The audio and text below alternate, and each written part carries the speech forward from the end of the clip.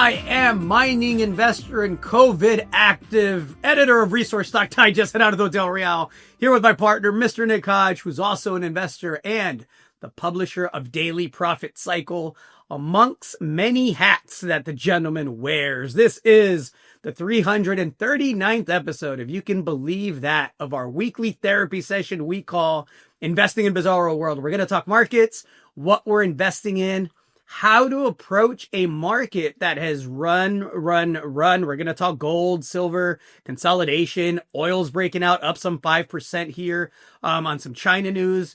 As always, there's lots to get to. They're bulldozing parts of the White House. But hey, how are you doing, Nick? I'm doing great, Gerardo. I have plenty of hats. My wife says I have too many.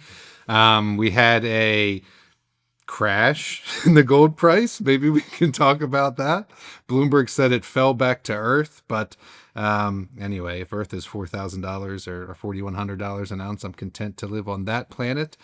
Sorry you have COVID, although your voice does sound better than it was when I talked to you a couple of days ago, and pleasure to be here. Happy to go. No. And in the words of Mr. Dines in episode 339, believe the unbelievable or not. Believe the unbelievable or not. It's there's a lot going on out there. Where do we start, man? Let's start with the commodity space. Let's start with gold. We had a 1-day consolidation, a 2-day consolidation in the price of gold and silver. It was a crash, Gerardo. It was a crash. I know. Everybody was freaking out. All the Bitcoin bros, which I still don't understand the fight between Bitcoin and gold, but all the Bitcoin bros were gleefully, keyboard warrioring it away, saying, we told you the rotation was coming and it's Bitcoin to the moon now. And it might still be Bitcoin to the moon, by the way, guys and gals. Like me personally, there's more than one way to make money, and I don't knock anybody as long as it's consensual and you're not hurting anybody doing it, right? So no, I'm rooting for the Bitcoin bros and gals to the moon with you. But any of you that thought that gold and silver's run was over have a whole other thing coming. We said as much last week. And we actually said it was due for a consolidation. It was kind of a serendipitous that the crash happened the day after and the day after that, which was the Friday and the Monday, right? And so, on Wednesday morning, I penned an editorial that basically said, look, I think 40.40 is the new support on gold for the time being. And I think silver at the 48 level, high 47s, if that holds, consolidation's over. That's exactly what happened. Gold today hit as high as 41.40. It's at 41.25 right now. Silver firmly over the 48 level. It bounced beautifully on both technical indicators. I mean, silver's at 48.75, closer to 49 now. So all this, similar to last week, similar to why last week I wasn't, touting that the gold and the silver run was over. Look, the dollar index has been remarkably stable. It's sitting there at 98, 94, flirting with 99, but not getting too far ahead of itself. Not weakening too much either. And the VIX, which was a bit elevated last week, kind of flatlined for the most part this week. So all of that points to stability in the market. Whether or not you like what's going on in the market, folks, correct. We've been preaching that you want to be an asset owner in this market, and that as long as all of these technical indicators that Nick and I watch continue to show runway, meaning more room to grow and more room to go higher, we're going higher, folks. That's all. That's my simplified take on that. So thoughts, Nick? I know that you keep a much more technical eye on this stuff than I do. Yeah, and I'm back in the saddle. I felt a little disheveled last week, having been out for a week and having done a ton of driving the day before. So I'll try to up my performance this week, as it were. Trees don't grow to the sky. You've heard me say that a million times. I have to pound my chest because that's what we do. But I also have to tell you that, Gerardo and I run other services that we provide more in-depth coverage and analysis of the things we talk about on this podcast. Yes, we cover it every Thursday for 339 weeks in a row. And yes, we now have a premium section where we give you the fish with the appropriate accoutrement, as it were. But we do the teaching how to fish in those other letters: Junior Resource Monthly, Foundational Profits, etc. And so in the October issue of Foundational Profits, I sold some gold and gold stocks. I don't know if anybody's out there reading in the forest or not, but GLD and GDXJ had grown to some 40% of our portfolio. And I said, hey, it just doesn't matter of prudence. We got to trim these down closer to like 12% of our portfolio, right? So that's not a sell gold call. That's not a gold's turning bearish call. That's just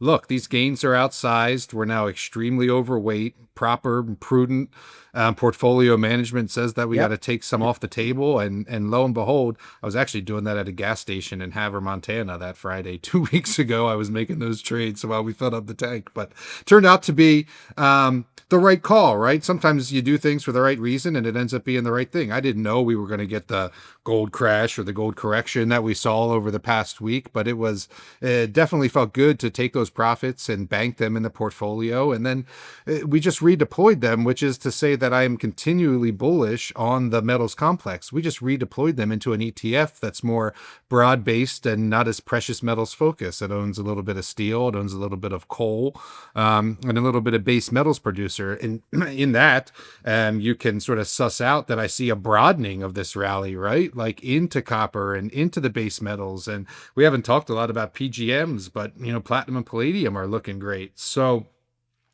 there's that. We took a little bit off the table in the macro letter on the ETFs. If you don't mind, I'll share for a second because I feel like I haven't shared my screen in a while. Here's your levels for gold. So in the near term, like in the front week here, in the next week, essentially 4,000 is support, 4,001. And you'll see how it bounced off that level sort of twice already there in that chart. And then longer term support, like over a quarter, 3 months, something like that, is above 3,600. And we haven't even threatened to break down to that yet. But even if it did, it would be bullish. So those are the levels I was writing about in Hodge Family Office this week. And then you can see your trend line on silver, which I drew before the episode. I mean, silver's got support essentially at high 47s, as you just said, 48, 47.90, something like that. But the trend line's all the way down somewhere closer to, wherever this is right here, $44, $43, right? So a lot of room left that gold and silver could crash. That is correct, and still be in a long-term bull market. So, I mean, that's what I got to say about silver and gold. I don't know if you want to go into other metals or not, but the last thing I would say is that no fundamentals have changed. As I just showed you, the technicals really haven't even changed. All you got was a proper correction in gold from 43 and change, 43.60 an ounce down to 4,000. And if you do the math on your calculator, it's 8.6%, well inside the range of a healthy correction. But nothing else has changed. As you just said, the DXY is still below 100. You didn't mention rates, which are extremely soft, and which gold, I told you last week, has been trading more inversely with. And then all the other bullish catalysts are still there. Like we've got a 97% chance of another rate cut this month, right? The debt just hit $38 trillion. I don't hear anything about central banks slowing down their gold purchases. And so all that to say, we're still in a precious metals and base metals bull market. Yeah, somebody tweeted at me on the Resource Stock Digest page that they said, what a brutal consolidation in the precious metal space. We just wiped out a month's worth of gains. And I put up a 1 month chart and I said a month ago, silver was at 43 and gold was at 3,700.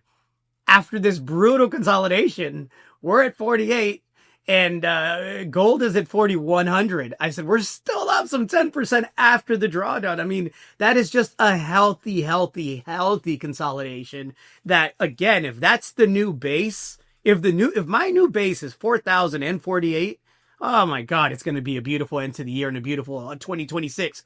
Even if we broke down to the second support level of 43 and 3,600, if that's the new, spring that's coiled, that bounces back up, in phenomenal shape either way. And look, you touched on the rates, the national debt, right? The government's still shut down, right? Yes. Second longest shutdown ever. Yep. All right. We got to be number one. We're number one at everything. We're not really number one, but we're number one at everything.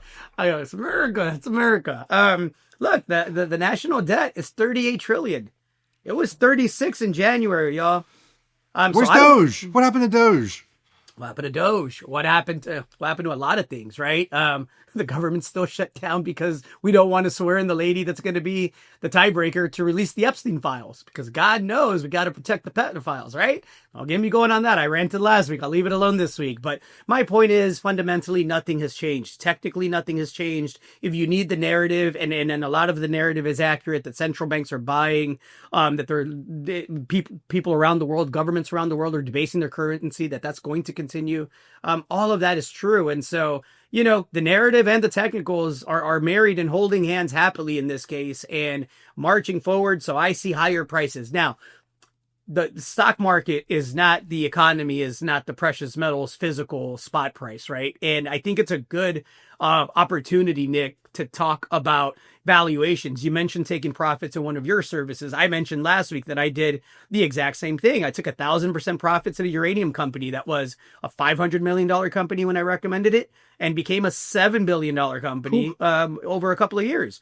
It'd be irresponsible of me to not take 1,000% profits, especially when we're vetting companies that have management teams that have developed and grown companies into that $1 billion status, that have market caps of $20 million. It would be irresponsible of me and to my readers to not take 1,000% profits and redeploy the capital to what I do best. Specifically, what I do best is try to find earlier stage stories that we vet, that we do due diligence on, that have smaller market caps, that give me a clear path towards growth. Does it always work? No. But if I have a clear path towards growth and a team that knows how to execute, the chances of my $20 million company becoming a $100 million company in this market are pretty damn good. And that probably happens pretty quickly. So you take 1,000% profits here, you rotate them into a $20 million company. If in 6 to 12 months time, that's now a $100 million company, you just turn your 1,000% profits into 4,000 or 5,000% profits. Wash, rinse, repeat cycle. And that's how you build and accumulate rich wealth and fortunes and richness in this space. And so that's what both Nick and I are doing right now. We're taking profits on companies that I'm sure will double in this market. And redeploying that capital into earlier stage. We have a private deal that I think we're finally going to be able to check the final box on the due diligence scale. But it's a deal with a gentleman that we've made tons of money with before. A gold deal in a tier 1 jurisdiction with a network to bring in more assets with a tiny market cap that I am absolutely confident will be oversubscribed. Subscribers of private placement intel will have access to that deal.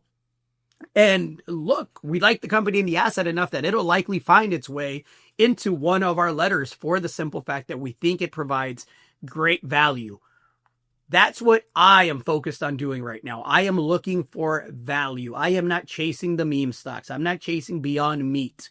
I'm not chasing, the stuff that is the stuff that my hairstylist tells me or asks me about, right? That's not what I do. That's not what we do. That's not how we've made our living thus far. And we're going to continue to do that. I have one in the queue for Junior Resource Monthly in the next month or two. I have one in the queue for Junior Resource Speculator that I'll likely present to you in the next week or two. And then Nick and I have one or two that are in the queue for private placement intel. So again, we said it last week. I said it during the latest speculator session. Value, value, value. If I was constructing a portfolio right now of publicly listed companies in my portfolio, I'll tell you which 3 of those companies they would be, or 4 would be in the premium portion of the podcast. But there is still a lot of value in a market that has a lot of froth in it. Yeah.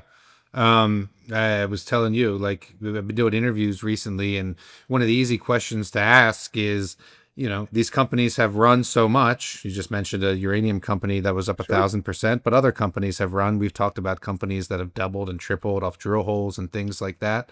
Yep. And we've talked about other companies that are up to 300% on the year as silver, gold, PGMs, and copper have done what they've done. And so the question is, the question stems from a limited, I don't want to say mindset. It stems from a scarcity mindset, right? Like, what are you going to buy if you're looking at this nexus of precious metals stocks on the TSX or the TSXV? Sure. there's levels to everything in life. You know, you and I were talking to somebody this week who counts in the tens, if not hundreds of millions, and he said that he was at an event where he felt poor, right? There's levels in the mining space as well. So there's groups, investors, strategic financiers that count in decades or cycles, not in Right. years or quarters, right? And have been Sure. waiting since the last cycle with quality assets to parade out to fanfare when the cycle returned. And I think that's what you're talking about in some respects. So you were involved with a couple of companies that are private that have been, waiting to either spin out assets or to IPO when the environment was ripe or Yep. right.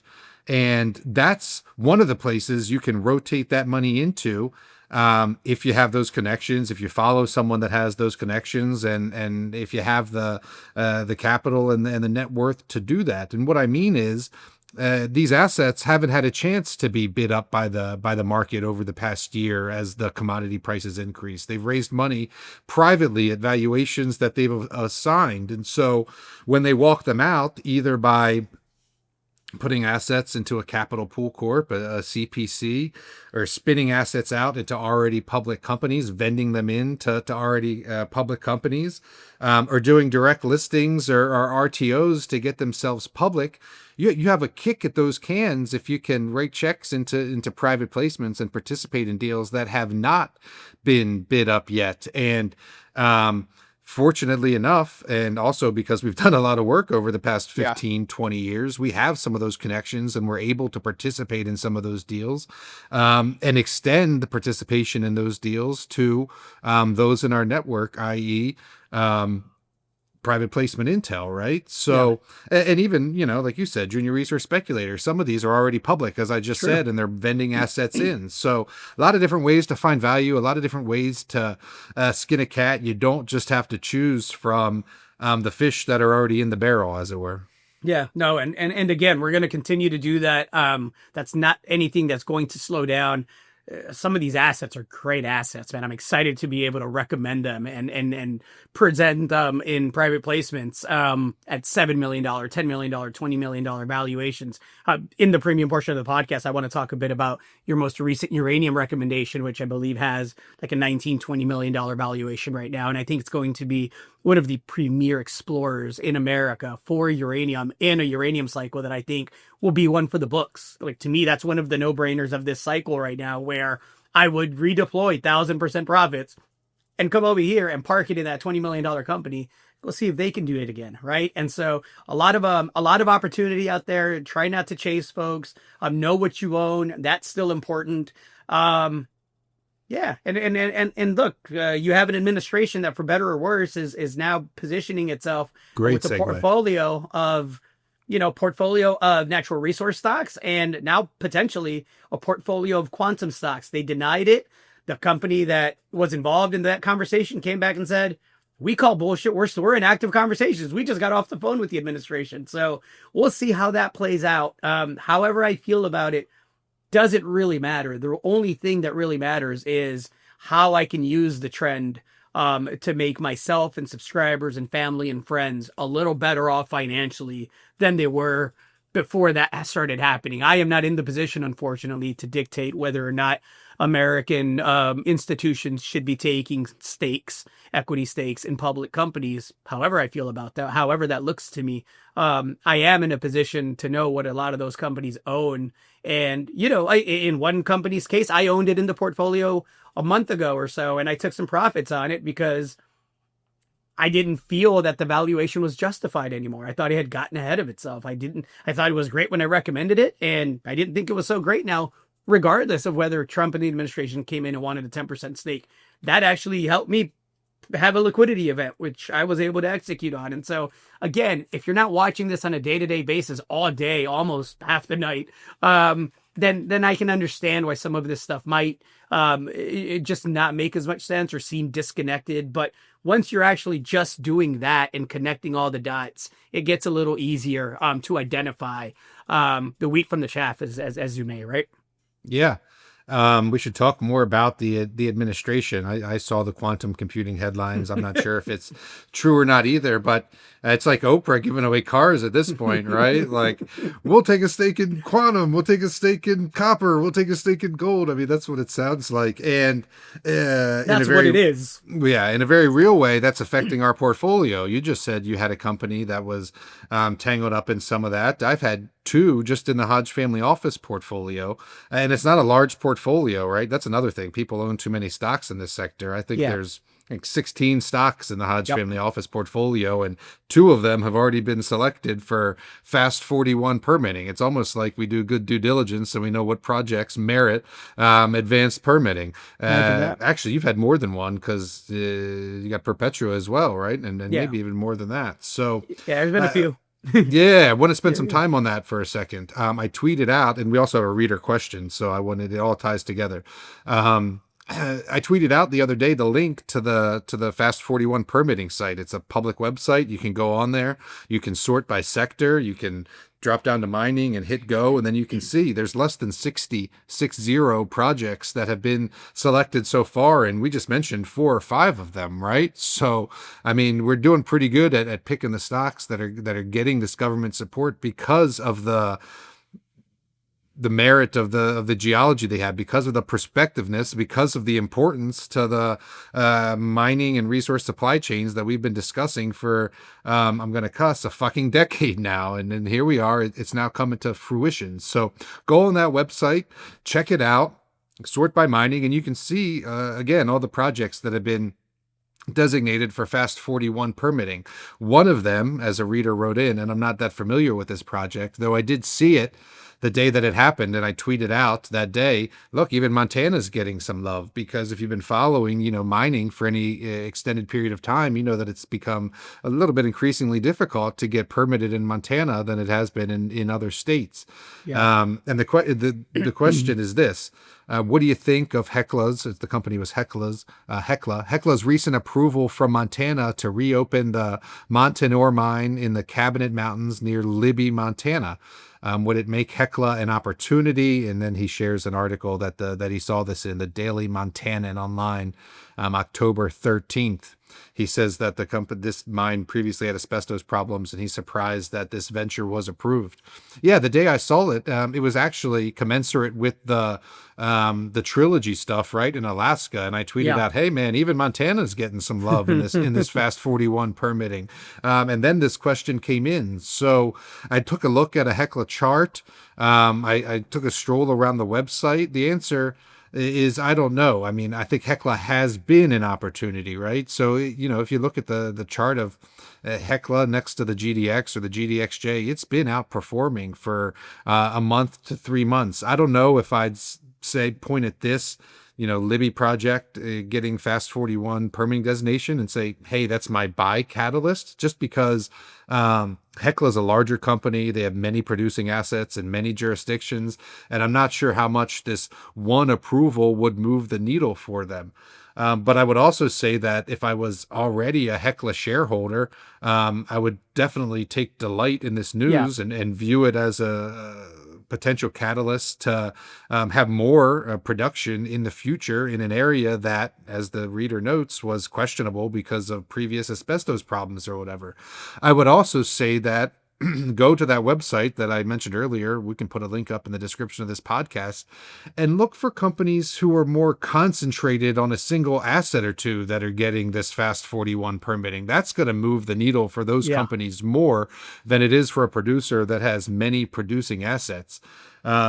And I think that's a pretty good answer. That's about as deeply as I thought about it. But then I would just fall back to the, rising tide lifts all boats, all the turkeys fly when the wind is right. And certainly the administration is gusty when it comes to these Fast 41, permitting things, and they are aiding the direction that the complex is already headed. So love to see these announcements. Love to see that the mining is finally being embraced.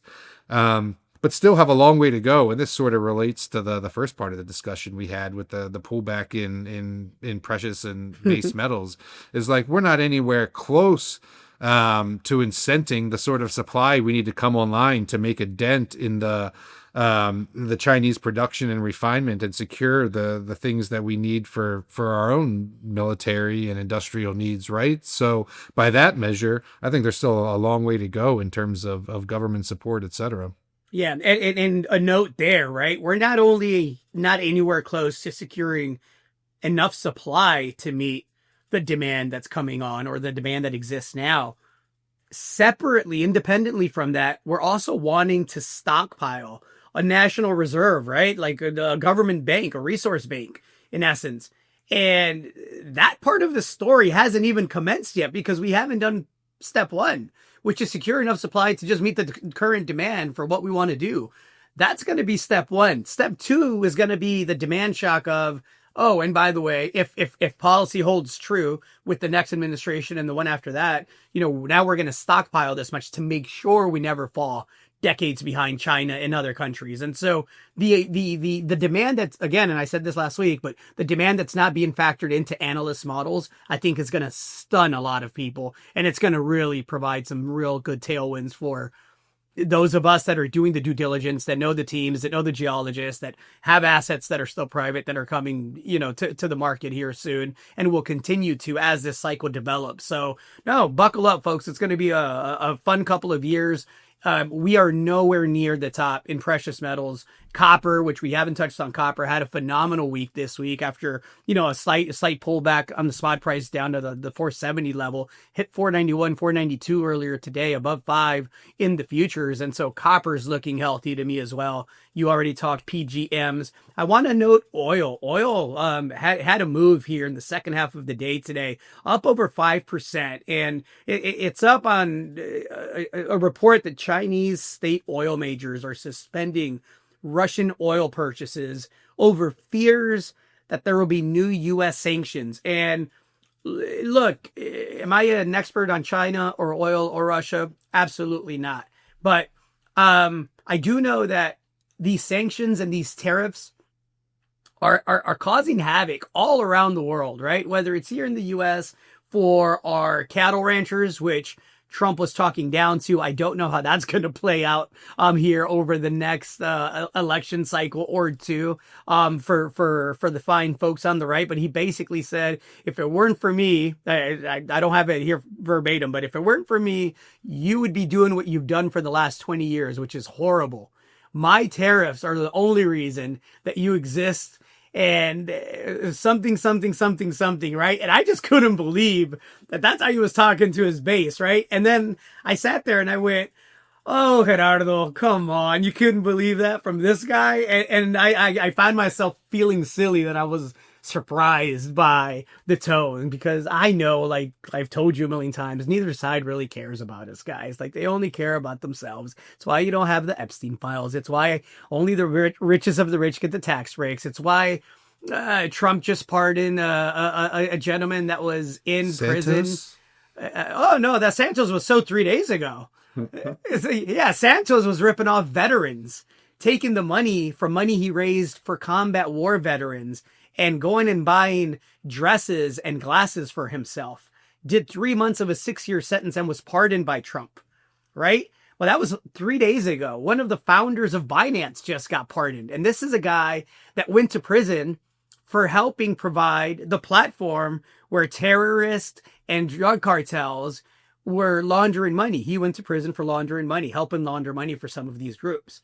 And so pardon just trumped him. So for all you law and order people that are cool with ICE snatching up the tamale lady, because the only thing she did wrong was she doesn't have her papers in order. She's not breaking any law. She's paying taxes. She's selling a product that's legal. She's not, violating anybody's rights. For all of you that agree with that and don't agree with this, we just don't see eye to eye, folks. You guys are living in a separate reality, and maybe it's the algorithm, like we said last week, but at some point you got to start using a little common sense and just seeing that it's rigged.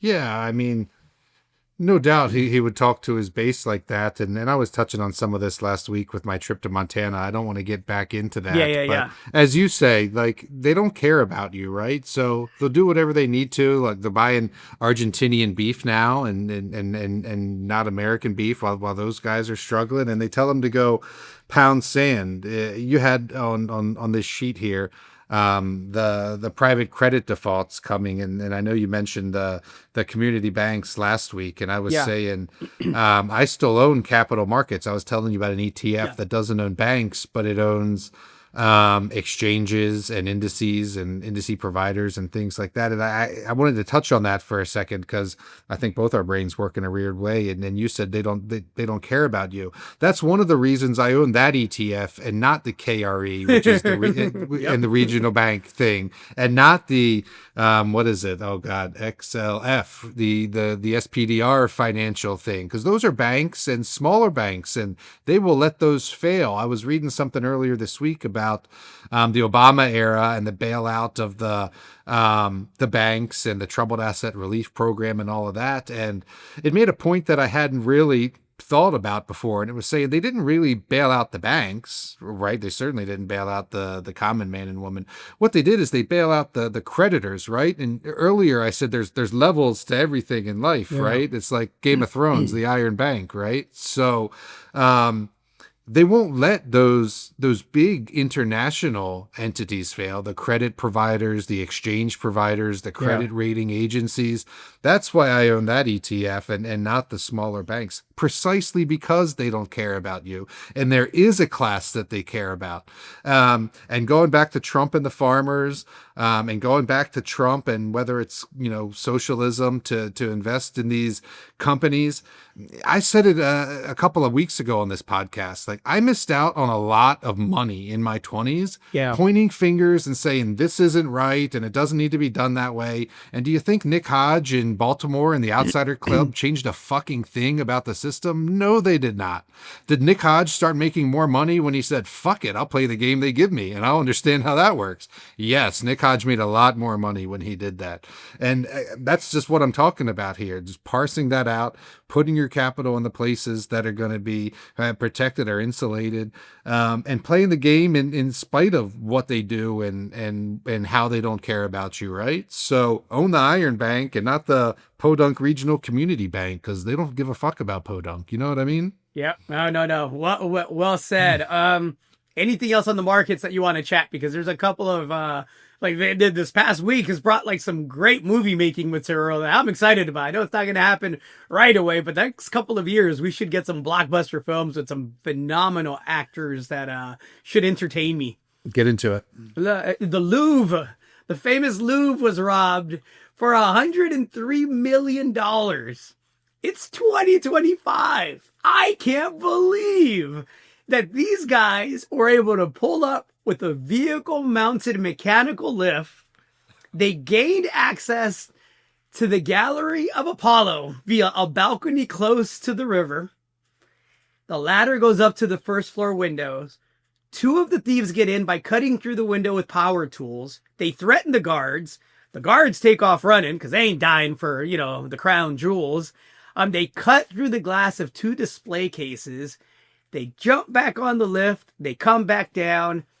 And they get away on scooters. All of this happened within 4 minutes. Wow. And they have the footage of this. Was George Clooney there? He might be there for the movie. I mean, I could not believe that this happened here in 2025. For those of you not familiar, this is where they keep the Mona Lisa, folks. This isn't like just some fancy museum. This is the museum of museum. It's the pinnacle. The Michael Jordan of museums, right? And so it is France, though.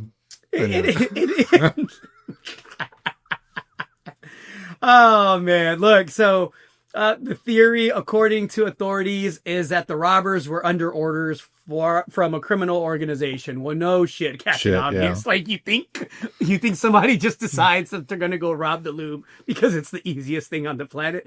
Of course not. Which brings me to my second great movie in the making that's unfolding right now.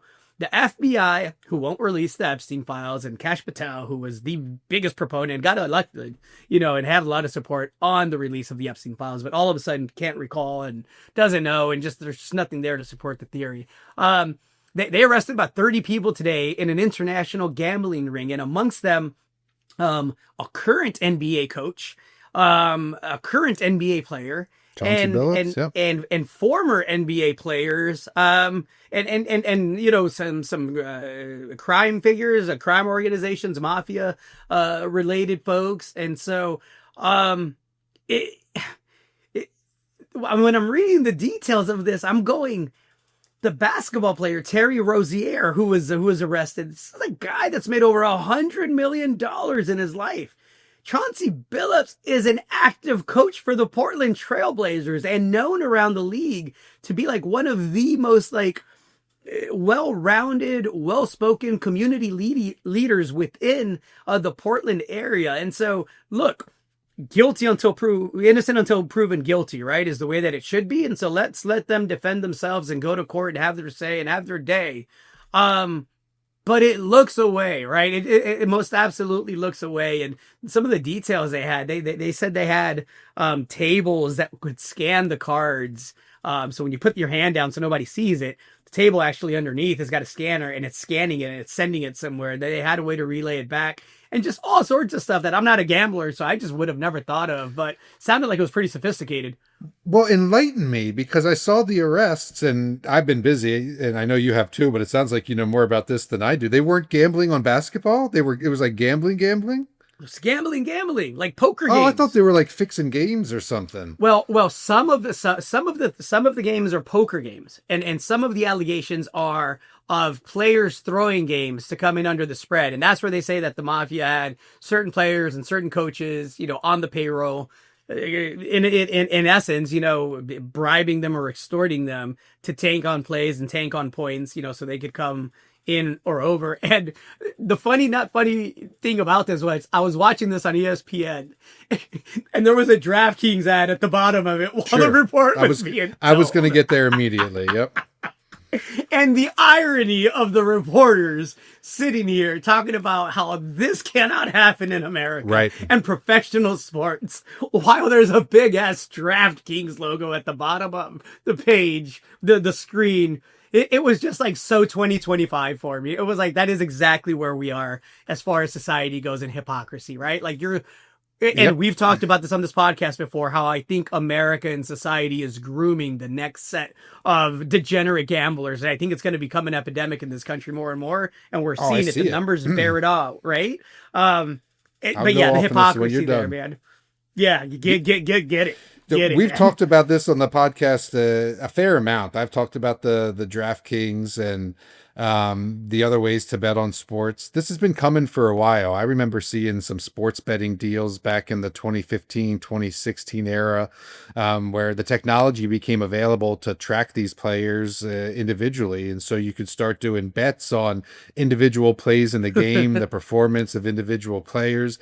And gosh, I'm going to garble this because there's so much, but I really don't like the sports betting, man. Like, and and you've heard me say this, you say this, Jeff says this, we gamble on a daily basis. It's educated speculation is what we do, but it makes no room in my life for gambling. But other folks, many other folks, millions of other folks, certainly a lot of guys my age are committed, dedicated, if not addicted to the sports betting. I mean, I see it, how they do these parlays and they tweet about it and talk about it.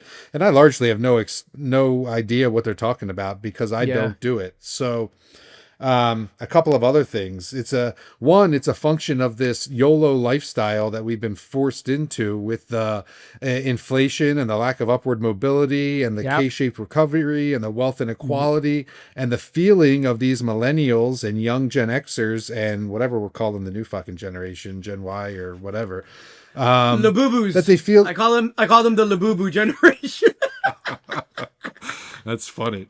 They see that they can't get ahead, right? The traditional way by saving, investing, buying a house because they can't afford a house. So they roll the dice on these instant payoffs that have, a make or break sort of results, right? It's no different than the advent of meme stock trading and 0 days till exploration options and bet it all on black. I mean, there's no real difference there, right?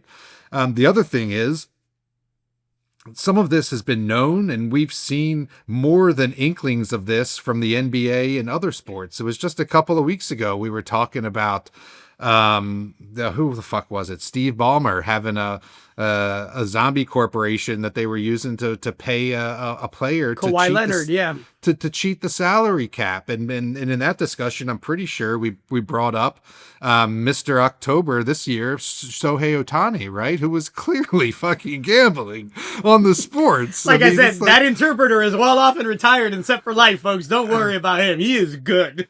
So, I mean, this is happening. And I've read other articles about the NBA and how the players, have signals or pull each other on the shorts when foul shots are going on to say, like, we're going to take it easy. We're not going to play hard. And they don't turn it on until the playoffs. Like, some of this stuff was well known. And then now I'm going to get off on a little bit of a tangent. And then the sports fans are, to me, they're like political zealots, right? Because it's like the same way that people can keep supporting Trump no matter what he does, or keep supporting Biden or Kamala no matter what they do. I see it in the sports complex as well. Like, no disrespect, but a little disrespect to Penn State fans. Like, y'all guys was abusing players in the locker room for a long ass time and covering it up. And I just see this fervent Penn State support, and it's like, nah, man, I'd have to like walk away from that. Like the same way I walked away from the NFL and haven't watched that too much since the whole kneeling debacle, et cetera, et cetera. And so anyway, now I'm just off on a tangent, but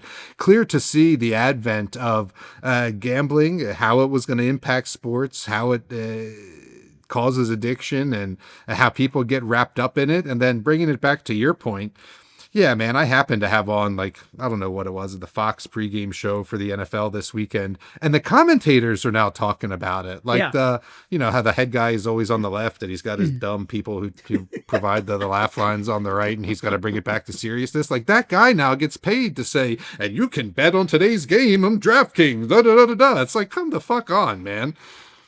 Look, and if there's one takeaway again from to tie all those things together, the hypocrisy, right? The hypocrisy of monetizing something and putting a legal banner over it. The hypocrisy of Donald Trump telling the cattle farmers that for the last 20 years, they haven't done shit essentially. And that, the hypocrisy of this administration asking for a couple of $100 million for him being investigated for criminal acts. I mean, and then using that to tear down the White House. I could care less if they tear down the White House, right? Yeah. I don't have a horse in that race or a bone to pick there. I'm not a historian in that sense, and I don't have any personal connections. So I understand the people that may feel there's a tradition there, and I get all sides of it. I personally don't have a horse in that race, but the hypocrisy of telling people that, every time they go and raid these cities and these centers, and I see them taking little old ladies, and yes, out of the 20 people they take, they find 2 with a criminal record. And I got to hear Stephen Miller's little racist ass on TV talking about how they just, clean the streets of the rapists and the violent offenders and all of that. We want you to do that, Stephen Miller. Believe you me. I wish your hit rate was a little better. Prove it. Show me, don't tell me. We want to see it. Till then, it's all a bunch of hypocrisy on the corporate level, on a societal level, on a political level, and it happens from all sides, man. All sides. Yep. All sides. Yeah, you can end it there. I see people, I got to say one thing. Say one thing. I am thankful to that hypocrisy, right? I'm thankful to the interpreter for taking the fall for Shohei Ohtani, man. He put on the single best baseball game I have ever seen by a player. I've been watching baseball since 1984.